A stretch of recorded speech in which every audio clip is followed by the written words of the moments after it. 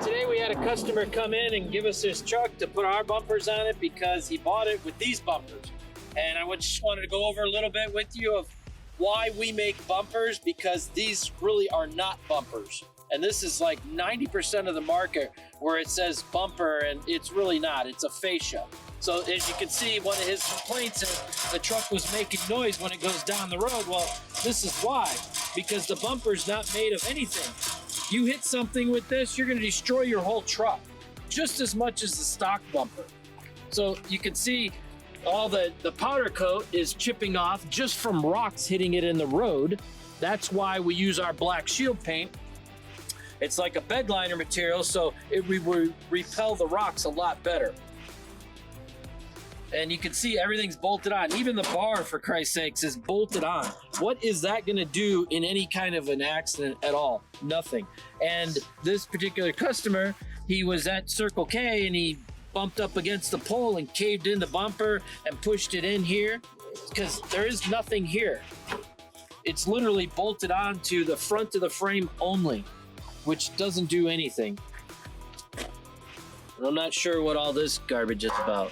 And the name doesn't matter because, again, this is 90% of the what they call bumpers out there that is built like garbage. Let's go over to the rear. All right, let's talk about the rear bumper now. Anytime you go on a website and you see big holes in the bumper, obviously there's no structure to the bumper because there's a big hole there. So how could it possibly be strong? And if you get in a hit with this, it's going to destroy everything, which is what you're trying to expect. It's called a bumper. Where I come from, a bumper should actually work. The customer complained about the sensors because he can't get them to work because the holes are no good, and he can't glue them in either. And why we use our black shield paint like a bed liner material is because it's a lot more rugged and stronger. As you can see here, just by putting your foot here and going in the tailgate, you got scratches all over it, and you can't fix that. That's powder coat. That's why we're against powder coat. Rock chips will chip the powder coat where it won't chip the black shield, and you put your foot somewhere and it's garbage. So you can never fix it. And the biggest gripe that I have with this bumper is there's nothing here. Where's the metal? It's like the old 80s commercials, where's the beef? Well, where's the metal? Because it doesn't fit.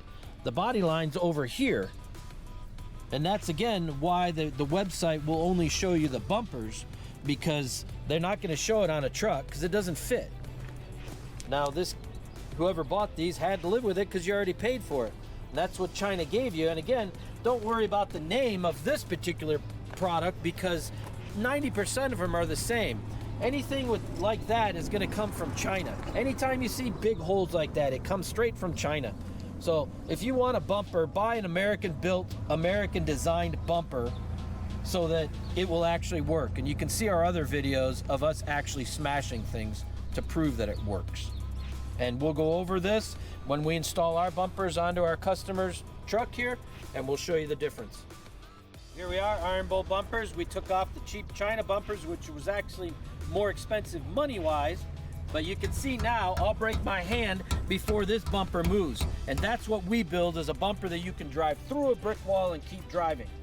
And we have our black shield paint on it instead of powder coat again, because the powder coat, like you seen on the other bumper, was all chipping up from rock chips and scratches. And you can't fix the powder coat.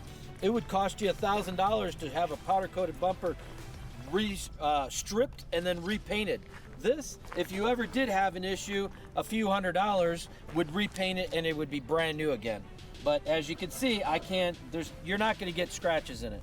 And then let's talk about fitment. When we do a bumper, we bring in a truck and make a jig that fits it. So you got all these body lines that fit real nice all the way back to the fender, all the way around. So it actually fits the vehicle instead of just a picture on a website that doesn't even fit the vehicle. Because what they do is they take some kind of laser thing and project it on there, and it still really doesn't fit. And that's why they move around, because they don't have the structure either.